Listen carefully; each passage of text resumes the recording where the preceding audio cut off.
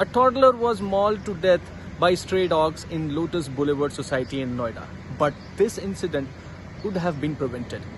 These dogs had a history of aggressive behavior. They were relocated but were forced and settled there in the society. What happened? How it unfolded? Kaveri is here with us. Kaveri is a renowned animal rights activist and a rescuer. Kaveri, you have watched those dogs since last 4 years. What happened? Can you please tell? Sure. So in lockdown, the first incident came to my attention during the lockdown period. A set of dogs had mauled a rabbit baby, someone's pet rabbit, to death in the same society. The caretaker called me asking for my suggestion, and I told them that this is just a step one of a violent behavior.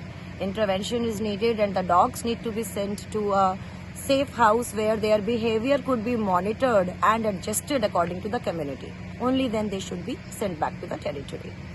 This was not done, unfortunately. A few weeks later, they mauled a beagle puppy to death. My same advice went out. It was not heard for. Few people intervened.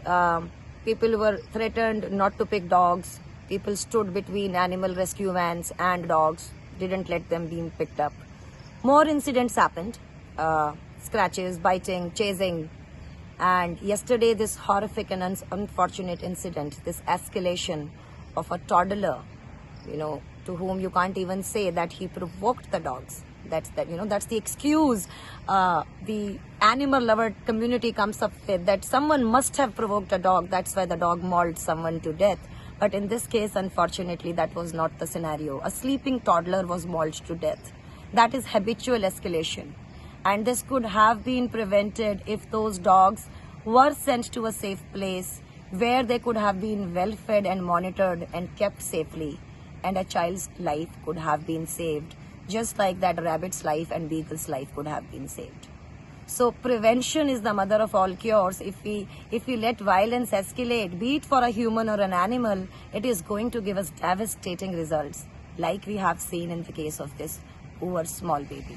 So, Kaveri, can you tell the animal lovers, the dog feeders who are actually there, who actually prevented those dogs from relocation, the law of the land, the rule which says that aggressive dogs cannot live in the area? What will happen to them? How the people are going to deal with such dogs? Okay, so Animal Birth Control Rules 2001 very clearly determine, and they say that if a dog is found to be aggressive, is biting or is showing aggressive tendency, municipal corporation has a right to pick up the dog for behavioral monitoring and observation and put him or her in the local deputed shelter. This observation will continue till the time dog is deemed fit by the behavior and veterinary experts. Now, in this particular case, nothing of this sort was done. Everything was handled privately. Municipal corporation was not involved and no protocol was followed, and the dogs went out for a few days. They went to a private boarding for a few days. Then they were sent back to the society, leading to this unfortunate incident. Even today, when we sent the dog vans over there, Noida authorities sent their animal birth control vans over there. I coordinated with Friendicos personally. They sent their own vans there to catch the dogs, and they faced major resistance at the hands of animal lovers. There were animal lovers who wanted those dogs not to go to the government shelter but to a private boarding. I mean, why? A child has lost its life. Why can't we be on balance for once, for God's sake? Why can't we stand as per the law? We demand for an eye when a human beats up a dog. Why don't we demand an eye for an eye when a dog kills a child? Why are we being partial? And then how can we expect other human beings not to be impartial to us or the dogs or the animals we work or live with? So I think a close balance between the animal lovers and the rest of the residents is required. If a dog is aggressive, it's aggressive. It needs to be sent to a shelter for observation, period. There is nothing above that. That is the law. And anyone who interferes, like they have done today and in the past, they ought to be sent to the jail for interfering in government's work and for violation of animal birth control rules.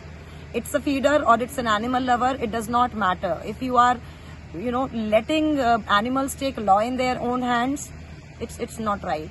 An animal has no right to bite a child or another animal or a human for that matter. If it does, it ought to be sent to a shelter for rehabilitation and observation.